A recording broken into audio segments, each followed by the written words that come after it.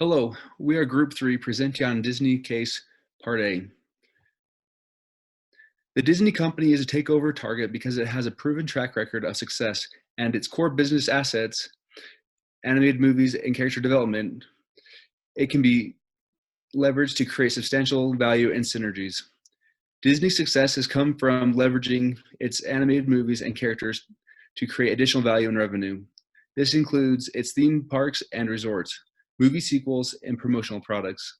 In addition, in 1984, Disney faced declining stock prices, making stock easier to acquire.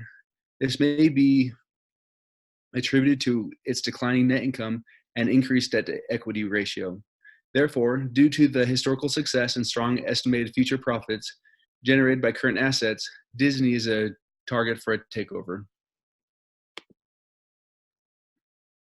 A growth company is any company whose business generates significant positive cash flows or earnings, which increase at significantly faster rates than the overall economy.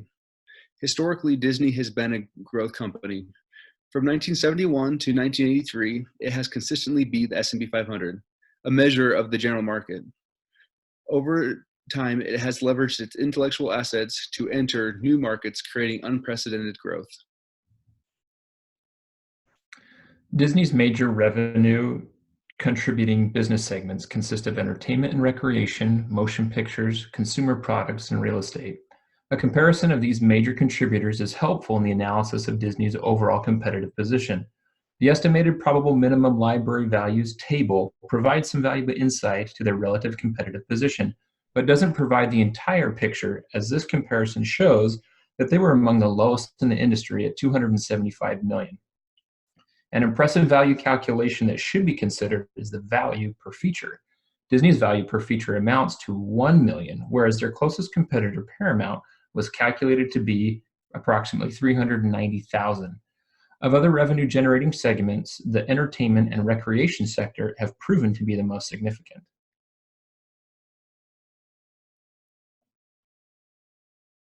When making comparisons on company performance, it can be helpful to analyze factors such as share price, revenue, asset valuation, and debt-to-earning ratios. An impressive data point was their debt management. Disney was able to operate relatively debt-free since 1977. When the company would assume debt, it maintained low and manageable debt ratios.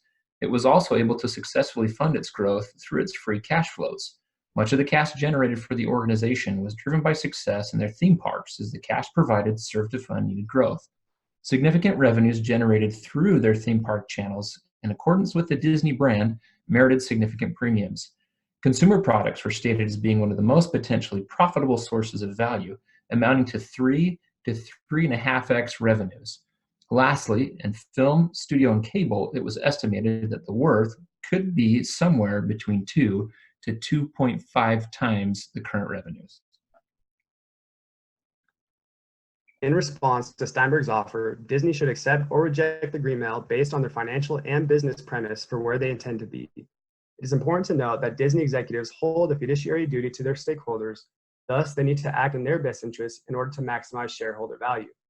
With that, we propose that Disney pay the green mail in order to retain ownership of the company, with the assumption that they have a viable turnaround strategy in place to justify to shareholders that Disney can create more long-term value through retained ownership versus a company takeover. Though the company's stock performance has been lackadaisical, recent turnaround success in the film and studio segment and unexploited opportunities in their consumer product segment leads to believe that Disney is in a position where strategic initiatives and the right management vision can drive long-term value beyond the current market price.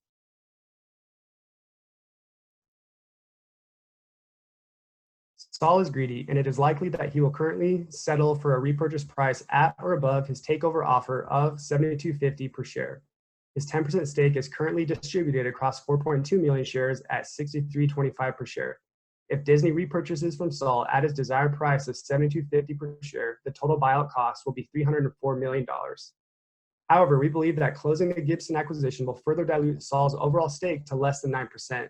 This would result in a 25% premium on the diluted value and a reduced buyout price of $293 million. Upon announcing the green mail payoff, we expect share prices will drop. Disney needs to borrow money to repurchase Saul shares at a premium far above the current market value, thus increasing their debt and reducing cash flows that could otherwise be used in profitable investments. This situation may influence stockholders to feel uneasy about Disney's financial situation, including their debt-to-asset ratios, and sell.